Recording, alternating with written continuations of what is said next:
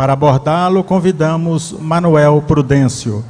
Manuel Prudêncio Menezes é filho de pais espíritas, evangelizado em criança, participou da Mocidade Espírita Ismael, no Centro Espírita Fé, Esperança e Caridade, em Uberlândia, e continua trabalhador desta Casa Espírita. Foi apresentador do programa Momentos de Paz da TV Integração, que era apresentado aos domingos juntos com Antônio Rosa. Comentarista da doutrina espírita desde então, colaborando em várias casas espíritas de toda a nossa região. Por gentileza, Manuel Prudêncio.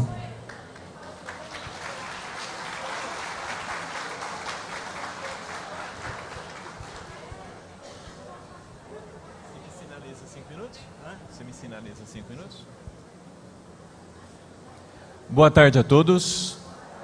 Sejam muito bem-vindos. Apesar do nosso dia já estar bem avançado, um dia de luz, um dia de muita paz, palestras maravilhosas, Simão Pedro nos trazendo no período da manhã, ele e o Arthur, o Evangelho Redivivo, bem explicado, bem comentado, para fixar em nossas almas. A Rádio Fraternidade realizando o serviço dela, o trabalho dela de sementeira de luz, a Rede Amigo Espírita, tantos corações ligados, sendo beneficiados, sendo amparados durante esse evento. Não só do lado físico, mas também do lado espiritual. Porque aqui entre nós há espíritos. Em toda a parte há espíritos. Nós somos espíritos. E por sermos espíritos, nós somos imortais. E como imortais, nós não somos ainda bons. Nós ainda não somos o homem de bem. Vocês conhecem a lição do homem de bem no Evangelho? Quando nós lemos aquelas características, fica claro para nós que nos falta muito para chegarmos àquela lista de bons comportamentos. O que fazer então? Ir para o inferno? Desistir? Paralisar-nos? Viver eternamente o mal? Viver eternamente a imperfeição? Ou progredir? Ou mergulhar na carne quantas vezes forem necessárias e em cada uma dessas existências andar um pouquinho mais em direção à luz? Realizar dentro de nós um pouquinho mais da construção da luz. Viver em cada existência um pouquinho mais do Evangelho de Jesus. Nós não temos alternativa. Só a segunda opção é válida. A primeira é falsa, porque não existe a eternidade do mal. Não existe a eternidade nas trevas. O que existe é um progredir, é um caminhar, mesmo que lento, rumo ao melhor, rumo à nossa perfeição. Entendendo aqui a perfeição na perspectiva que Kardec propõe, que é a ausência de defeitos, a ausência de erros, a ausência de decisões contrárias às leis naturais. É o alinhar-se com as leis naturais. Nessa perspectiva, nós estamos introduzindo o nosso assunto. Todos nós na Terra estamos em tratamento. Doentes, em tratamento. Todos nós temos que tomar remédio todo dia. Alguns de nós já tomamos remédio para pressão, né? Diabetes, vários remédios, dor de cabeça. Mas nós precisamos tomar outros remédios.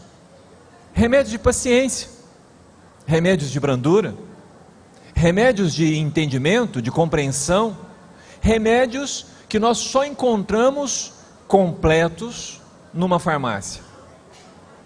Jesus, o Evangelho dele.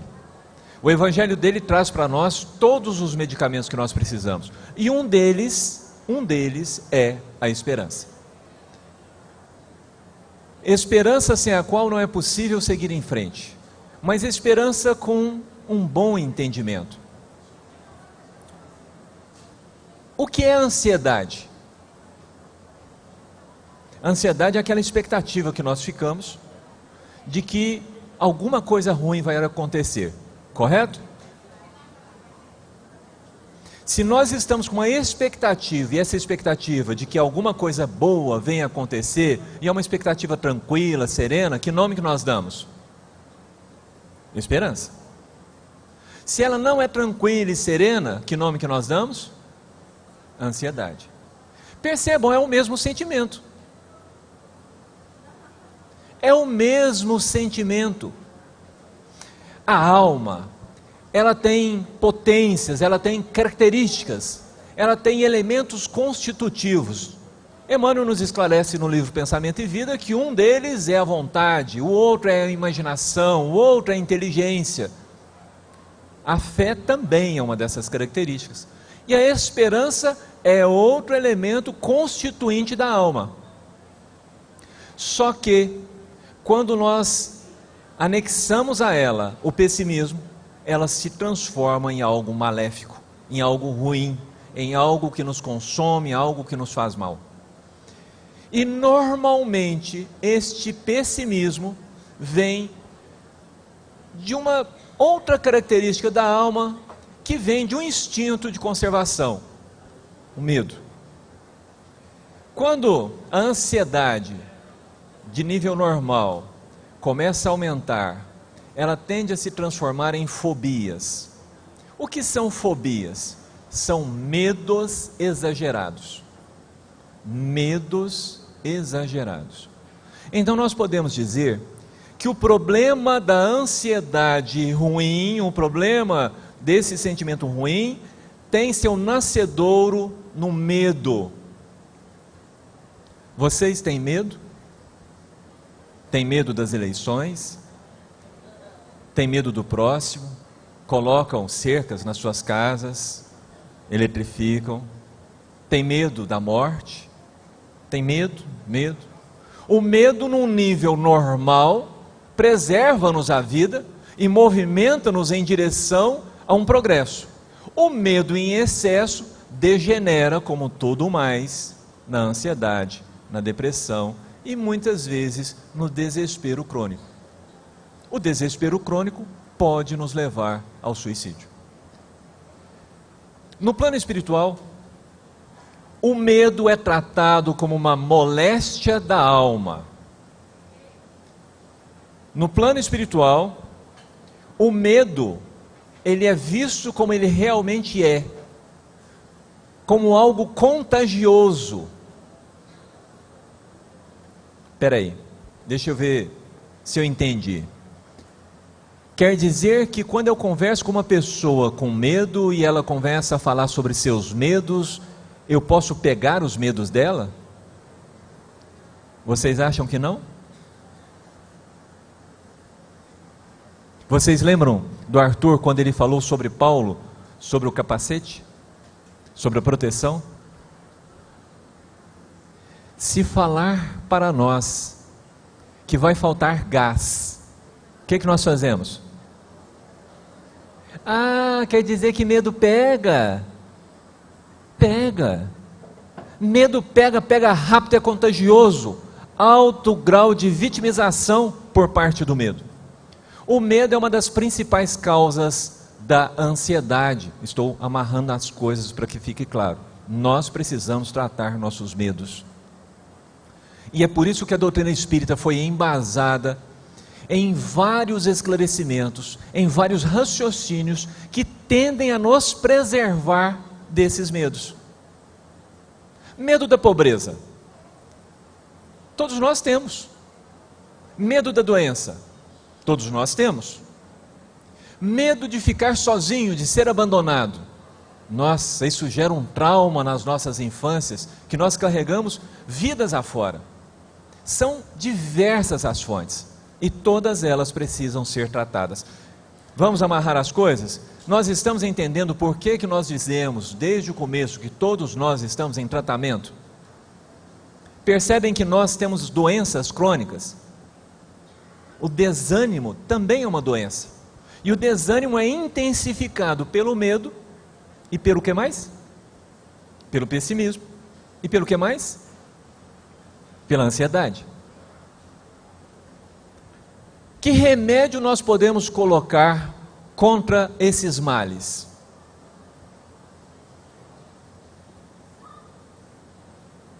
Que remédio nós podemos colocar contra esses males?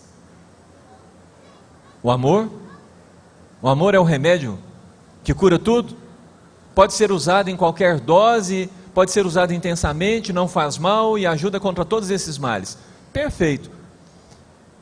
Qual é o outro remédio que nós podemos usar? A oração. Excelente, a oração é um bom remédio. E para que a oração funcione, ela precisa de uma palavrinha de 2 letras. Muito bem!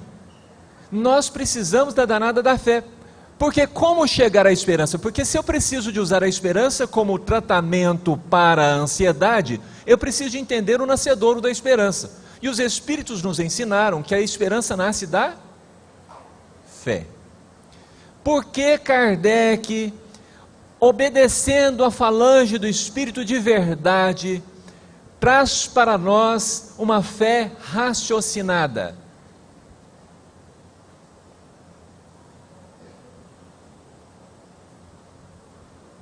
Sem fé raciocinada, sem o raciocínio, para nos preservar das fake news, das notícias falsas, dos pessimistas. Sem a capacidade de raciocinar, nós viramos joguetes das sombras. Joguetes. Alguém fala alguma coisa e a gente já sai desesperado. Outra pessoa olha para nós com cara de tristeza e a gente já fica triste. Qualquer sentimento ruim a gente pega de uma maneira muito rápida. Mas eu gostaria de lembrar vocês que quando o Arthur estava falando, vocês se sentiram bem, não sentiram? Vocês não estavam sentindo aquela energia partindo dele? Quando o nosso amigo nonagenário estava falando, nós também estávamos nos sentindo bem, não estávamos? Não emana uma alegria dele? Você olha para o Quincas, o que você faz? Você ri. Emana essa energia. Só que quanto tempo dura em nós essas boas coisas? Quanto tempo dura em nós as más coisas? Por que essas coisas ruins duram mais do que as coisas boas? Por que o calor pode afetar todo dia que nós tivemos e a gente terminar o congresso e falar assim, estava quente? Ou um problema de uma fila, eu fui no congresso, mas tinha fila, mas não tinha Simão, não tinha Arthur. Percebem? Nós escolhemos dar atenção para o que nós queremos. E eu te pergunto, o que você quer? Se você veio aqui, se você está sintonizado na rádio, o que você quer? O que você está buscando? Eu já sei que você quer viver melhor, porque senão você não estava aqui, não estava buscando essa sintonia. Você deseja uma vida diferente, você já está em busca da regeneração. Olhe para você mesmo, olhe para os seus sentimentos. Você está cansado de sofrer, não aguenta mais. Paulo nos diz que o sofrimento, ele vem numa quantidade necessária a nos desgostar do mal. André Luiz, lá no livro Lar, que é um livro que eu tomei por base, porque a maior parte de nós lemos o livro, porque ele é fácil, é gostoso de ler, ele vai dizer uma coisa, quando ele ora, naquele dia em que ele, e é o primeiro capítulo, né? É fácil da gente lembrar. André Luiz morre e vai para o umbral. Passa lá vários anos. Uma miséria, uma dificuldade, uma necessidade. E até que um dia, o que é que ele faz? Ele ora. E ele diz assim, relembrando daquele momento: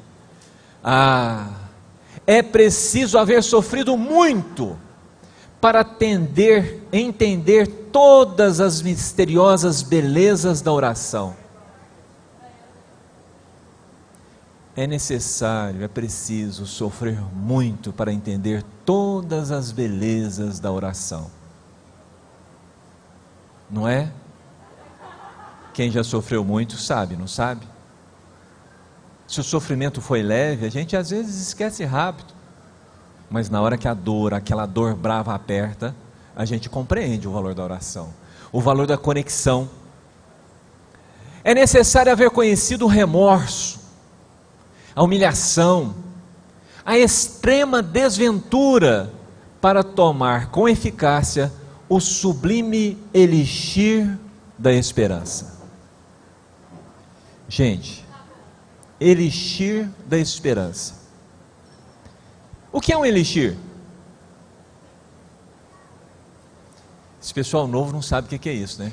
Os antigos sabem, né? O que é um elixir?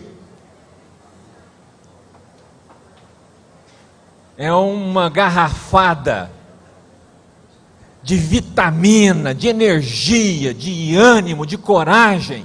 Elixir vivifica, elixir tonifica, elixir da esperança. E a esperança nos energiza, nos tonifica, nos faz fortes, nos faz vivos. Mas para que a gente possa tomar esse elixir, primeiro a gente tem que raspar o tal do fundo do poço. E eu creio comigo, que todos nós aqui, batemos o pé lá no fundo do poço. Lá no fundo do poço. Porque espírita a gente sabe que não é flor que se cheire, né? Vocês conhecem algum espírita manso, brando, humilde de coração, benevolente, que perdoe sempre? Vocês conhecem algum? Então nós já pisamos lá no fundo do poço, batemos o pé lá e desejamos o ar de cima, desejamos respirar, desejamos uma vida nova. O mundo de regeneração é caracterizado pela presença de pessoas que querem ser boas, ainda não são, mas querem ser boas, de pessoas que querem se esforçar por não ser mais como são. Esse é o elixir da esperança. A gente chega num tal estágio que a gente olha para nós mesmos e nós nos dizemos: eu não gosto mais de mim, eu não quero mais isso para mim, eu vou fazer alguma coisa. Há que ter um Deus, há que ter uma força criadora nesse universo, e essa força e esse Deus que cuida dos pássaros no céu, que cuida das florzinhas no campo, esse Deus há de ouvir o meu grito de socorro. É assim que André Luiz descreve esse momento na vida dele. Um momento em que ele, no fundo do poço, se lembra, como a parábola do filho pródigo, que é filho de Deus, que tem um pai, e que esse pai vai ajudá-lo. Esse impulso é o que eu chamo de esperança. Porque tudo mais estava ruim, mas ele raciocina. Ele reflete, ele pensa, e no seu pensar ele encontra a saída das trevas em que ele estava. Nesse mesmo instante, do lado dele, Clarencio, sorrindo, como se fora um anjo. Por 8 anos, sua mãe o visitava todos os dias, porque espírito amoroso é assim, não larga o pé de nós sofredores, não larga, não deixa, não desiste.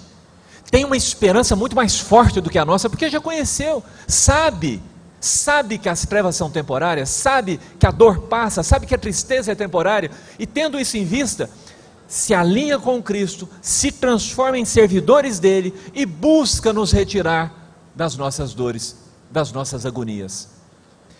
Como?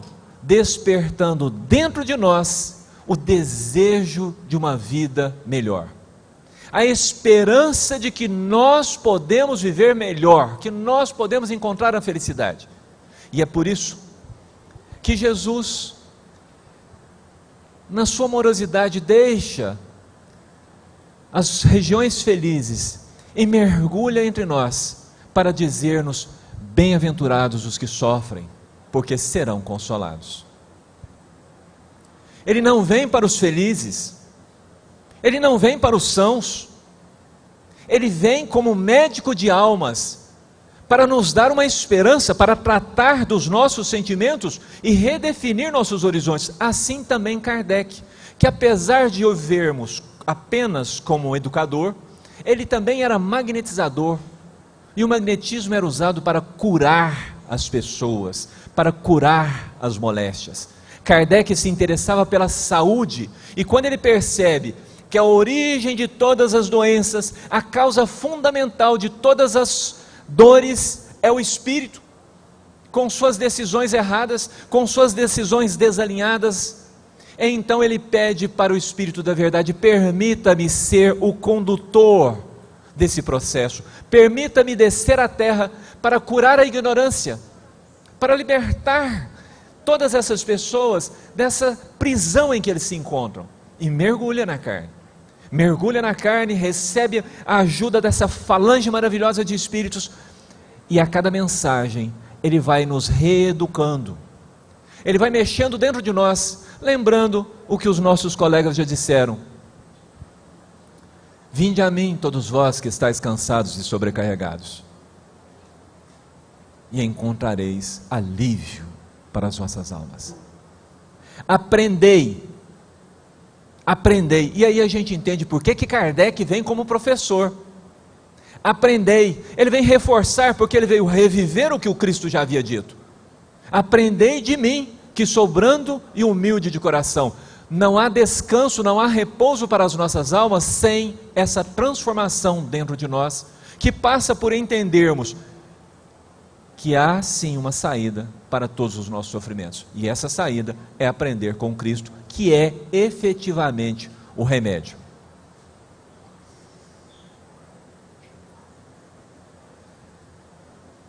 Às vezes a gente olha para a nossa vida e a gente pode até já ter alguma esperança em nós, mas nós nos desesperamos dos outros, desesperamos-nos dos nossos filhos, dos nossos pais.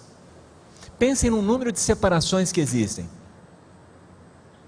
Desesperaram um do outro, do relacionamento, do aprendizado, do amor.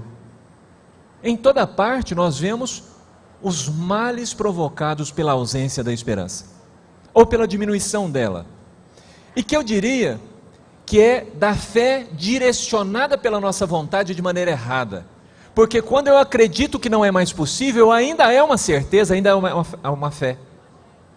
Então me falta raciocinar que se eu tenho esse poder de acreditar no ruim, eu posso usá-lo para acreditar no bem. Se eu tenho o poder de fazer o mal, eu também tenho o poder de fazer o bem. Eu também tenho o poder de escolher ser bom. Se eu sou capaz de fazer tanta encrenca na vida de tanta gente, eu sou capaz de levar a esperança e o amor à vida de tanta gente. E se eu tenho jeito, os outros também têm. Os outros também têm. No período da guerra, várias pessoas no plano espiritual estavam desesperadas, angustiadas, desanimadas, e várias outras lutavam bravamente, convocando as pessoas: alinhemo-nos, auxiliemo-nos, as falanges de luz estão em guerra contra as trevas, todos aqueles que puderem, se unam a nós para tentarmos eliminar esse monstro que paira sobre a humanidade. Então explicam para os moradores de nosso lar que a Segunda Guerra era inevitável, que o mal que havia sido acumulado dentro dos corações precisava ser vomitado, precisava ser posto para fora, precisava ser tratado. E começam, sob a inspiração dos maiores, a fazer cursos no nosso lar contra o medo. Nossas casas espíritas, apesar de todos nós termos lido o livro Nosso Lar, já fizemos algum curso contra o medo? Porque o curso contra o medo é básico para desenvolver a esperança. Porque às vezes a gente acha que é assim, não, basta, você chega aqui, você lê o livro dos Espíritos, depois você lê o livro dos Médiuns, depois você lê o Evangelho, depois você lê Céu e Inferno, depois você lê a Gênesis, depois você lê as obras subsidiárias, e no simples ato de ler, todas as coisas vão se resolver. nós muitas vezes viciamos nos nossos pensamentos e não sabemos como voltá-lo para o lugar. E nós vamos ler o livro dos Espíritos com um olhar pessimista. E na hora que nós lemos lá que os Espíritos os influenciam, qual que é a resposta? Quem que vocês pensam na hora que vocês leem essa pergunta?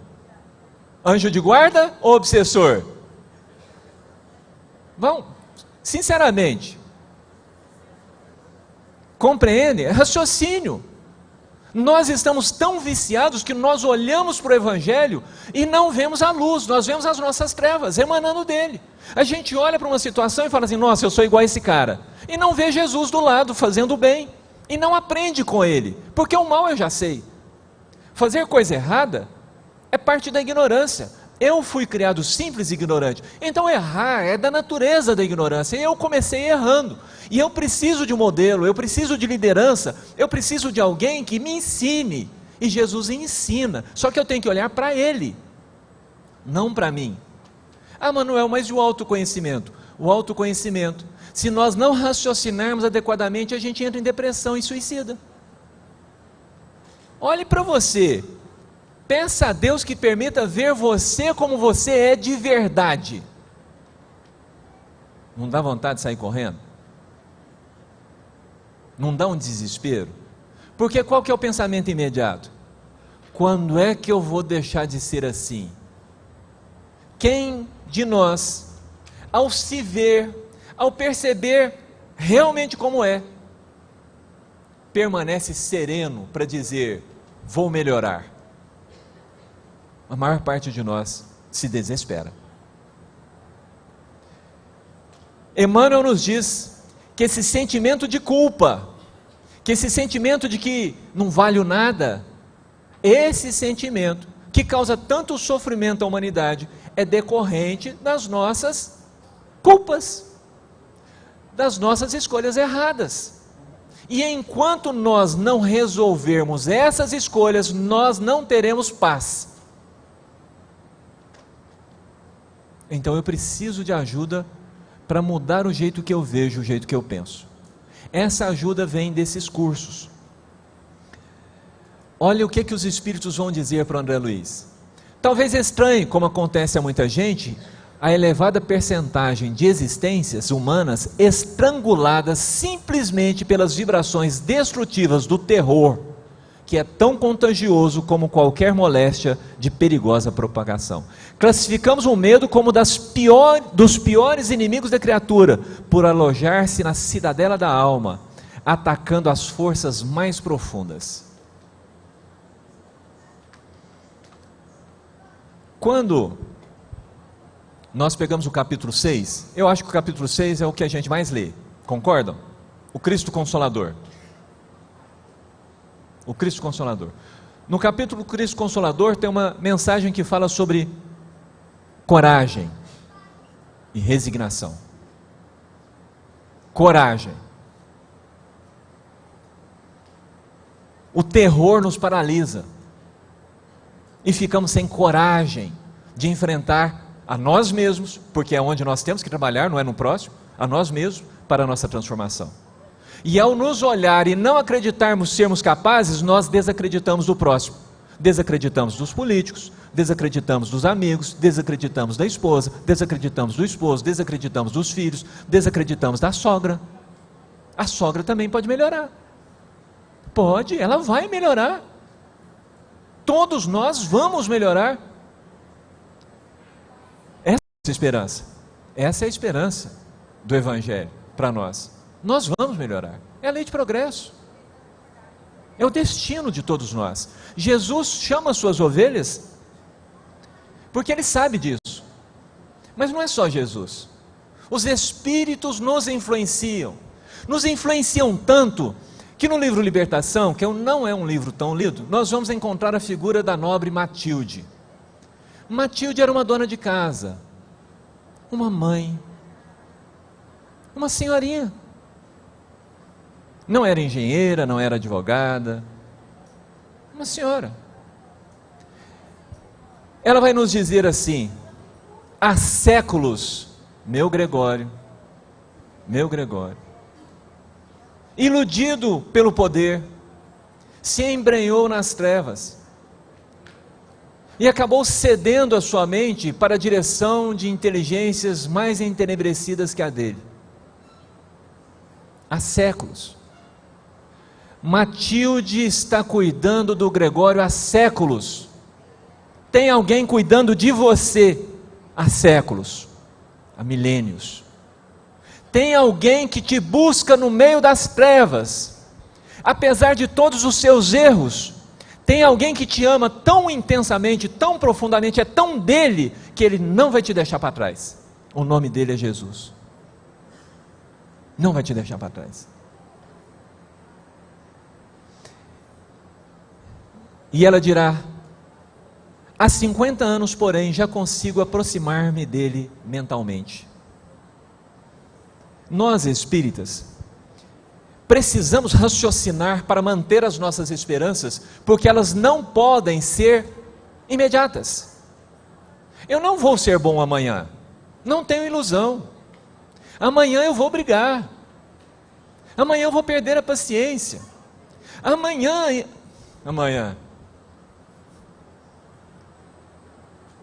hoje ainda, nós vamos tropeçar, porque nós trazemos um espinho na carne. Mas se você raciocina e entende, você pode lidar com isso. Errei, levanta a cabeça e continuo. Vou tentar fazer certo da próxima, vou em busca do melhor. É assim que se faz.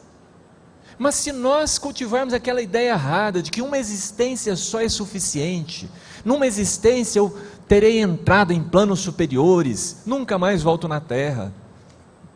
Há séculos, o mal que eu fiz em séculos, eu vou conseguir pagar assim?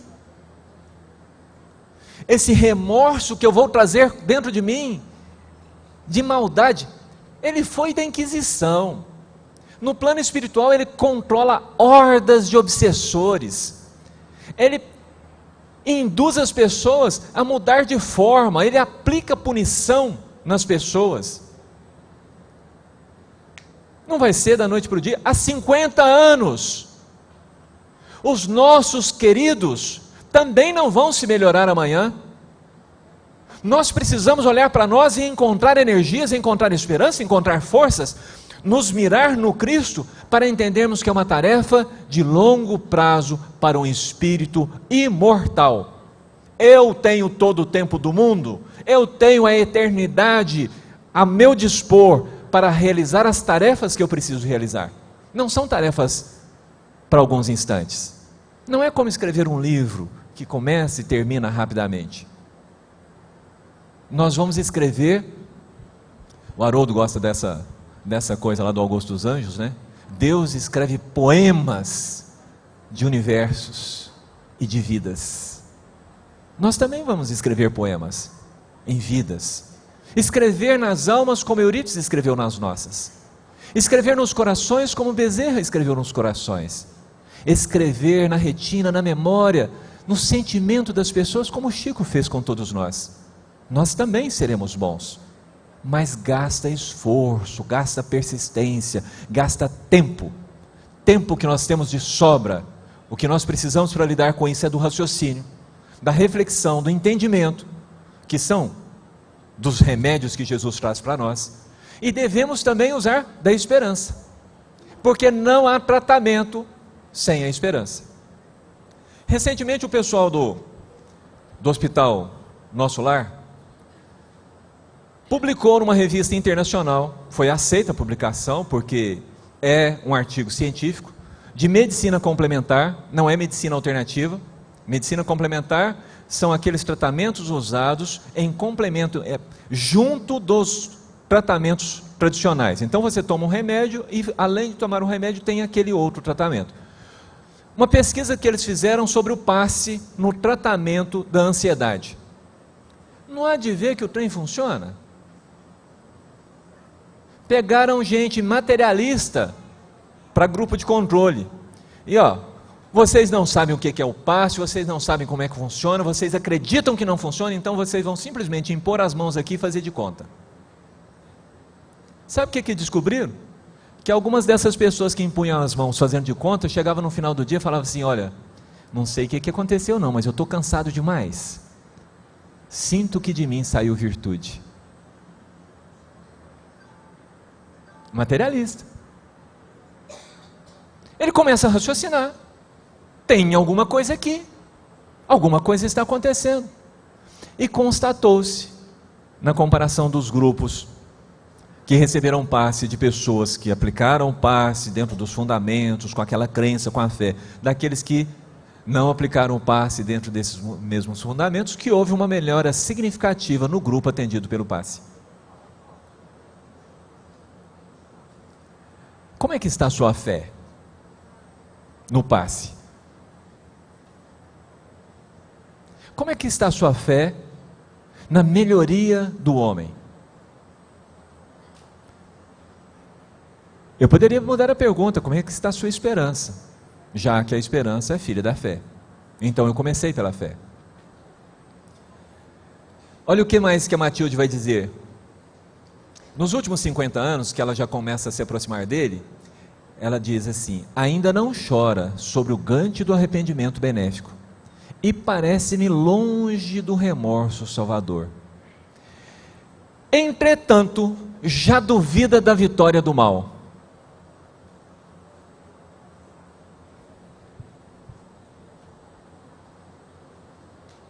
Em que estágio nós estamos? Nós já duvidamos da vitória do mal? Pela expressão facial do Borgico, nós duvidamos da vitória do mal ou não? Pode ser que ainda gaste séculos para nós, mas não depende da Matilde, depende de cada um de nós. Judas estava ao lado do Cristo e não confiou na vitória dele.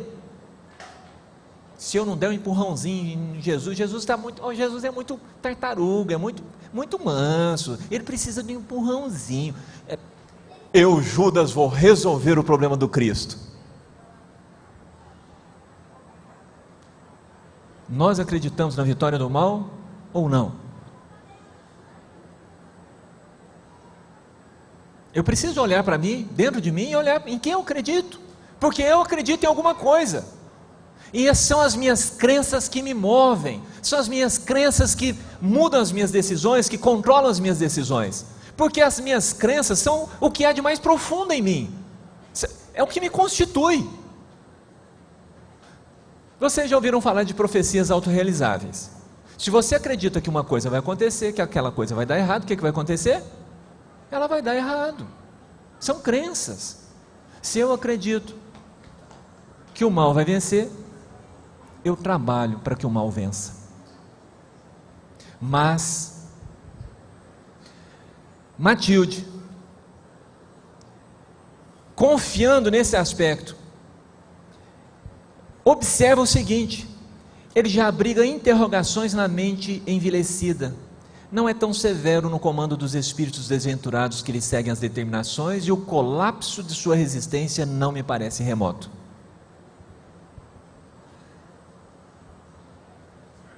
Sabe a coisa do fundo do poço que eu expliquei anteriormente?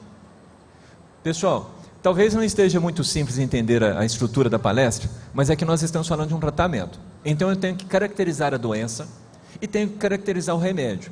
Nós estamos indo num lado e no outro, para que a gente faça esse jogo e entenda o que é a doença, o que é o remédio, o que é a doença e o que é o remédio, ok? Genericamente é mais fácil de se lembrar das coisas dessa forma, porque se eu tratar do remédio antes e depois a doença, vocês levam a lembrança da última coisa para casa.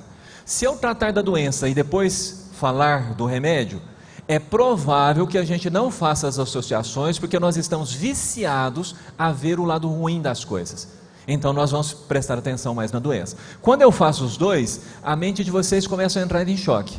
Vocês vão para um lado, estão acreditando naquilo, eu puxo vocês de volta. Aí vocês dão uma sacudida. Aí eu vou de novo. É quase como uma onda. A gente vai e volta para provocar dentro de nós um espaço mental, porque a gente fica zonzo com isso, não fica? Mas vai, Na hora que eu estou indo, ele volta, aí vem de novo e cada vez mais intenso. É isso que nós estamos fazendo, ok? Por isso que tem esse vai e volta. Então Matilde, representante dos espíritos que nos amam, nessa história, trata alguém há séculos. O André Luiz passa 8 anos só no umbral e a mãe dele tratando dele. E Paulo? Nós gostamos das histórias do Paulo. E Paulo? Como é que foi? Paulo reencarna para seguir Jesus. Paulo, um espírito luminoso, amicíssimo de Estevão e de Abigail. Os 3 viviam juntos no plano espiritual, eram trabalhadores da luz. Preparam-se para a reencarnação, escolhem suas moradas, seus nascimentos. Os 3 seriam judeus. Escolhem suas famílias.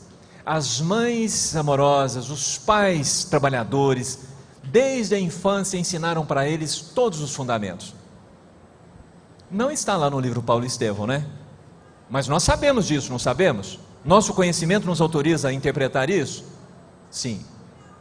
Paulo não nasceu para perseguir judeus, não nasceu para perseguir cristãos, não nasceu para fazer o mal. Nenhum de nós nasceu para isso. Nós nascemos para seguir a luz. Paulo ansiava pela luz. Quando ele encontra Estevão, dentro dele começa a ter um conflito, que é isso que ela está falando aqui. Mas há uma resistência, porque o que é que Paulo acreditava? Na vitória da força, na supremacia do povo judeu, na imposição daqueles conceitos pela espada, pelo ferro,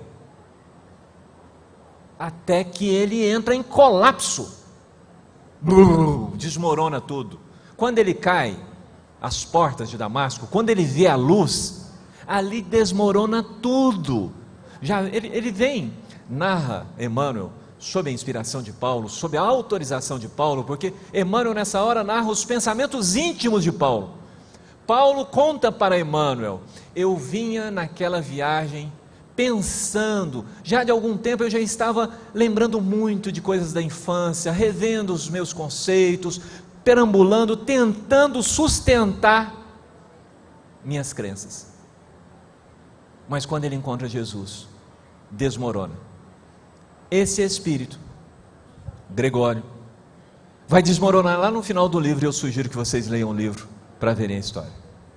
Vai desmoronar. Desmoronar. Manter-se no mal é desgastante, é sofrido, é cansativo, é desesperador. Só a luz tem o alimento que nós precisamos. Só o amor é capaz de repor nossas energias. Só o amor é reconstituinte.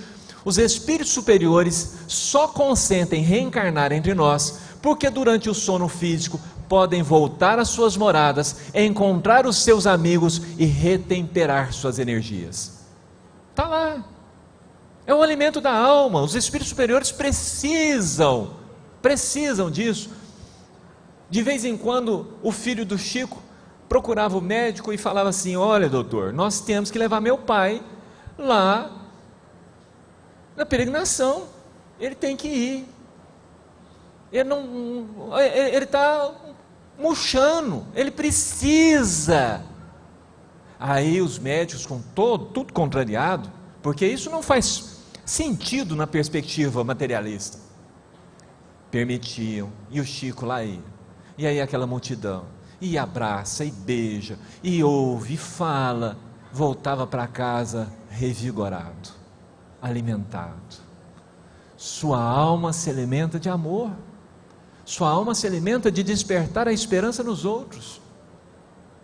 É por isso que nós passamos por tantas tristezas, porque se afastando das pessoas, porque a gente desacreditou de nós mesmos, perdeu as esperanças em si mesmos, perdemos a esperança nos outros, porque se você não acredita em você, você não acredita em mais ninguém.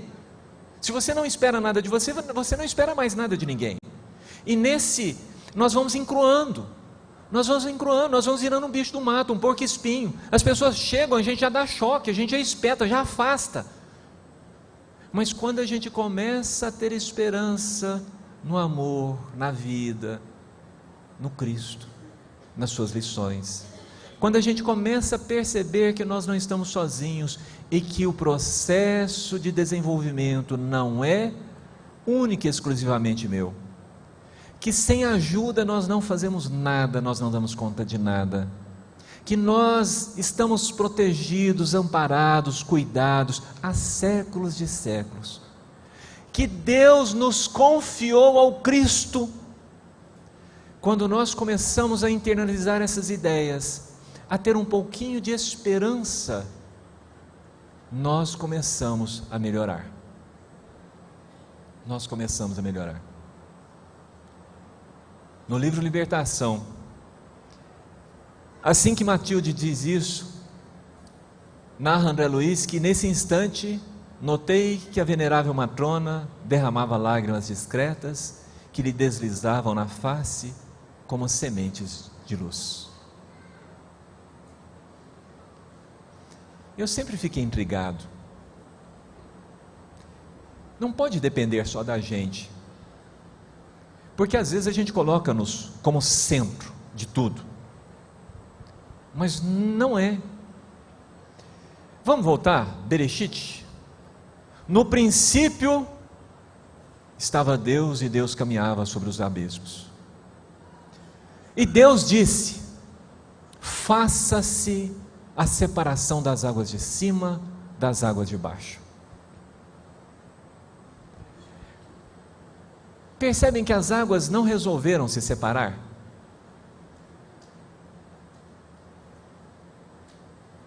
Não foi uma decisão das águas, foi um impulso da vontade divina. Foi o Verbo Criador. É uma energia fora de nós, além da nossa compreensão, além do nosso entendimento. E diz o texto, na sua forma simbólica maravilhosa: e Deus se afastou, olhou e disse: é bom. Ele ficou satisfeito. Sabe o que vai acontecer no sexto dia? Lá no finalzinho do sexto dia, Deus vai dizer: faça-se os homens a nossa imagem e semelhança. E o homem foi feito, e ele se afasta, e o que ele diz? O que ele diz? Não prestou não. É isso que ele diz? Vocês lembram do texto? O que ele diz? Ele está falando sobre você. O que Deus diz quando Ele te cria? Ficou bom. Sério? Sério? Ele falou que ficou bom. Hitler também ficou bom. Todos os espíritos foram criados pela vontade divina. O nosso erro é um erro de raciocínio, porque nós achamos que a criação cessa como passe de mágica naquele instante criador, e não percebemos que Deus cria universos infinitos, cria vidas eternas, é movimento, é transformação, e os Espíritos nos auxiliam. Nós somos criados simples e ignorantes, e aí nós saímos atrás do conhecimento, atrás do crescimento, atrás da transformação. Então estes Espíritos que nós olhamos para eles, e um dia olhamos para nós mesmos e dizemos: este não tem jeito, eles também são criaturas de Deus, eles também foram criados perfeitamente, eles também se destinam à luz, eles também são buscados por Matildes, buscados por esses espíritos amorosos, por esses corações que já estão na nossa frente, buscados pelos Cristos. Não tem falta de trabalhadores na seara divina. Tinha falta de trabalhadores aqui na terra, mas Jesus resolveu isso. Eu rogarei ao Pai e Ele enviará novos trabalhadores. E enviou a centenas de milhares, renascendo entre nós.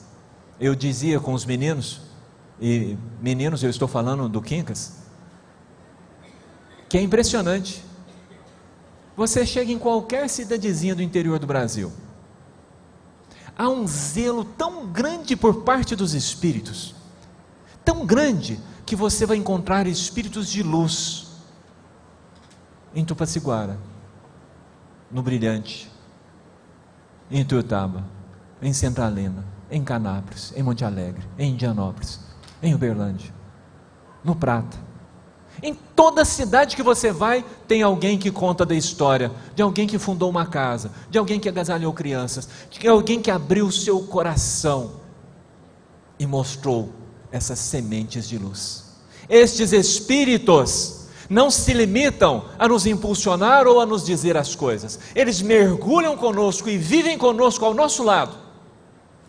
Eles se vestem de carne, eles se vestem da nossa materialidade e vivem as mesmas coisas que nós vivemos, passam as mesmas dores, as mesmas fomes, passam pelos mesmos problemas. A diferença é que eles mantêm o capacete da esperança, eles mantêm o raciocínio, eles mantêm a fé raciocinada, eles mantêm a lucidez, eles mantêm a conexão e veem a mão divina em tudo, e veem que Jesus está no leme, e veem que nós, todos nós, somos a esperança do Cristo. Todos nós. Ele não desistiu e não desistirá. E a coisa é tão intensa, eu sei que está acabando, e é rapidinho, porque no meu tema vocês viram a palavra suicídio. A coisa é tão intensa, mas tão intensa, a dedicação deles é tão intensa, mas tão intensa, tão maravilhosa, que Jesus pede a sua mãe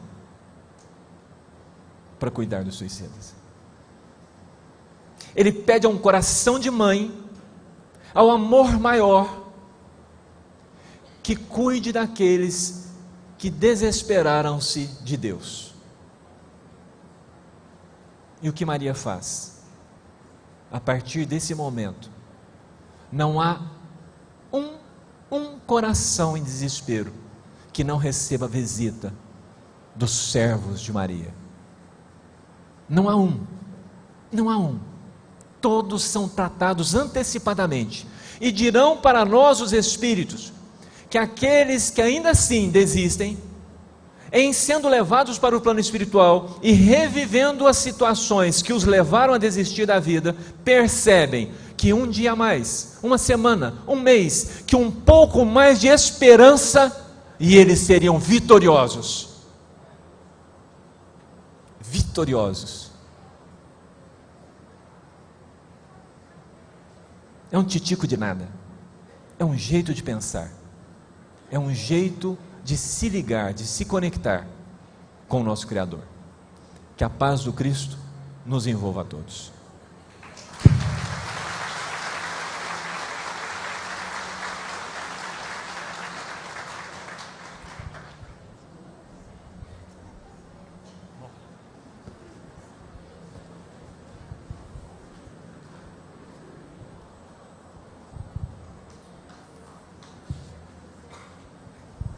Eu tenho um dado aqui que eu acho bastante relevante para a gente ter consciência da importância que é nós realizarmos estes eventos.